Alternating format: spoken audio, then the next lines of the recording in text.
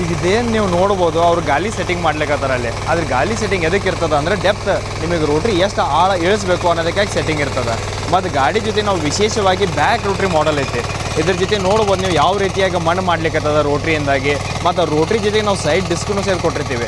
ಅಂದ್ರೆ ಗಾಲಿಯಿಂದ ಹಿಂದಿನ ಗಾಲಿಯಿಂದ ನೀವೇನೋ ಸೆಟ್ಟಿಂಗ್ ಏನು ಹಿಡ್ಕೊಂಡಿರ್ತೀರಿ, ಆದ್ರೆ ಅದೇ ಸೆಟ್ಟಿಂಗ್ ತಕ್ಕಂಗೆ ರೋಟ್ರಿ ಆ ಕಡೆ ಸ್ವಲ್ಪ ಹೆಚ್ಚಿಗೆ ಈ ಕಡೆ ಸ್ವಲ್ಪ ಕಡಿಮೆ, ಆ ರೀತಿ ಹೆಚ್ಚು ಕಡಿಮೆ ಹೋಗಬಾರ್ದು ಅಂಥೇಳಿ ಸೈಡ್ ಡಿಸ್ಕ್ನು ಸಹಿತ ಇರ್ತದೆ. ನಿಮಗೆ ಒಂದು ಸತಿ ಜಡ್ಜ್ಮೆಂಟ್ ಹತ್ತಿತ್ತು ನಿಮ್ಮ ಹೊಲದಾಗ ಎಷ್ಟು ಆಳು ಇಳಿಸ್ಬೇಕು ಅಥವಾ ನಿಮಗೆ ರಿಕ್ವೈರ್ಡ್ ಎಷ್ಟೈತೆ ಅದ್ರ ತಕ್ಕಂಗೆ ಸೆಟ್ಟಿಂಗ್ ಮಾಡ್ಕೊಂಡ ನಂತರ ಈ ರೀತಿ ರೋಟ್ರಿ ನೀವು ಒಂದೇ ಲೆವೆಲ್ದಾಗ ಹೊಡ್ಕೊತ ಹೋಗ್ಬೋದು. ಇಲ್ಲಿ ನೋಡ್ಬೋದು ಎಷ್ಟು ಚೆಂದಾಗಿ ಮಣ್ಣು ಮಾಡ್ಲಿಕ್ಕತ್ತದ ಅಂಥೇಳಿ.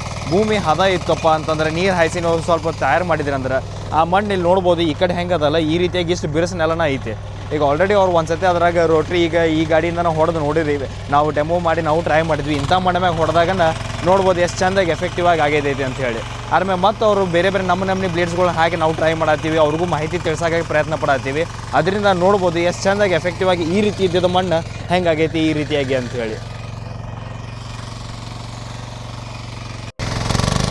ನಾವು ಆಗ್ಲೇನೋ ಮಾಹಿತಿ ಕೊಟ್ವಿ, ನಮ್ಮ ಡೆಮೋದಿಂದ ನಾವೆಲ್ಲ ತಿಳಿಸ್ಕೊಟ್ವಿ. ಅದ್ರ ತಕ್ಕಂಗೆ ಈಗ ರೈತರು ಏನಾದಾರ ಅವ್ರ ಕೈಯಿಂದ ಟ್ರೈ ಮಾಡಿ ನೋಡ್ಲಿಕ್ಕತ್ತಾರ.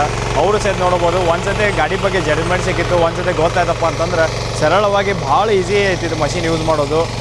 ಬ್ಯಾಕ್ ರೋಟ್ರಿ ಇರೋದ್ರಿಂದಾಗಿ ಕೈಗೂ ಯಾವುದೇ ರೀತಿಯಾದ ವೈಬ್ರೇಷನ್ ಬರೋಂಗಿಲ್ಲ.